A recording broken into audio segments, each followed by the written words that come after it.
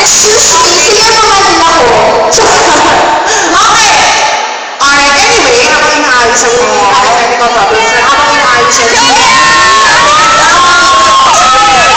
for a long time also, ano muna masasabi mo sa mga napakaraming tao ngayon?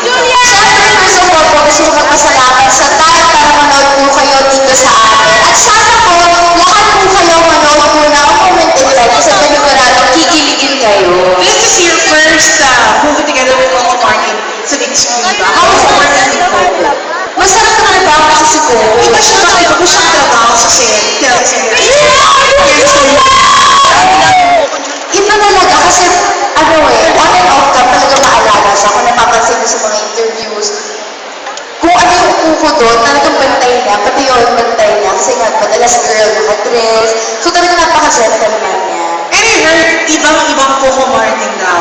Ang mapapanood namin sa Moment in Time. Can you tell us something about your character in Coco? Ako dito si Jillian Linden at mamimit ko si Patrick Javier dito. So si Patrick, kung nasanay tayo na si Coco Martin macho-macho, na action star dito, talagang yung Bobby, makulit na Coco ang makikita dito.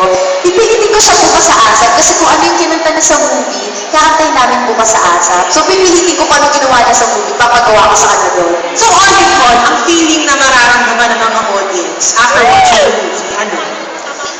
Ano yung may in love ka kung wala kang love life, parang gugustuhin mo magkaroon ng love life. At kung may love life ka naman, parang gusto mo, sana ganito kami katagal, ganito kami ka-sweet, ganito kami lahat. Yung ganun kung paano si Patrick sa kasi Jillian lumaban.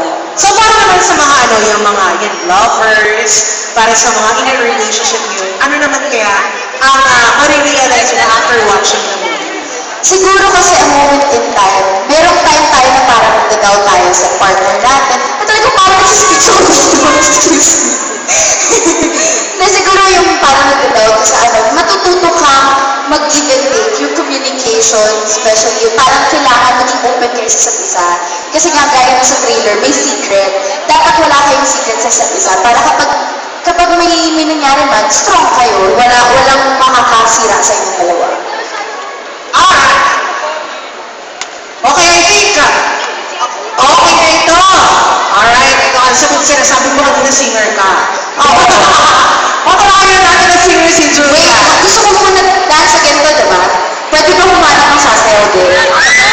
Okay, si Volunteer! Volunteer, ulit na! Yung hindi sumayaw. Yung mga sumaw talaga. Si Ate. Go, ulit na! Ate, go!